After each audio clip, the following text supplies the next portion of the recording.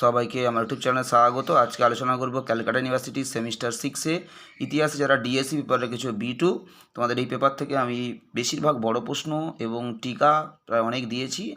আজকে গুরুত্বপূর্ণ একটা টিকা দিচ্ছি, তোমরা অবশ্যই এই উত্তরটা ভালো করে খাতায় লিখে নাও।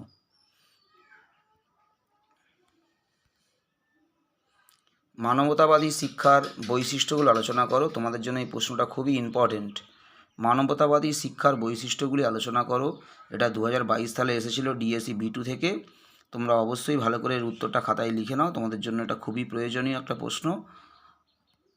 2022-এ এটা টিকা এসেছিলো 5 নম্বরে। তোমরা যেহেতু 2024 সালে পরীক্ষা দিতে চলেছো, তোমাদের জন্য এই প্রশ্নটা খুবই ইম্পর্টেন্ট রয়েছে এবছর।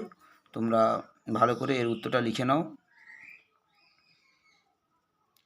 একদম সহজ সরল ভাষায়। যে বিষয়গুলো না দিলে নয়, ঠিক সেই বিষয়গুলো একদম কম বাক্যে তোমাদেরকে আমি লিখে দিলাম। আমি তোমাদেরকে যে উত্তরটা দিলাম এখান থেকে তোমরা একদম বাদ দেবে না।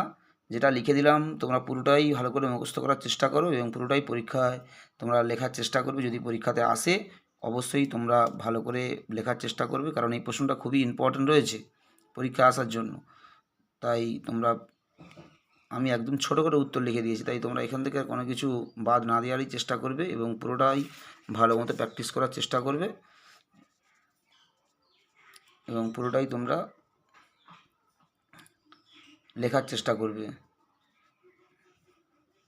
এবং তোমাদের প্লেলিস্টে আরও অনেক ভিডিও তোমাদের জন্য রয়েছে, তোমরা অবশ্যই সেগুলো ভালো করে দেখো।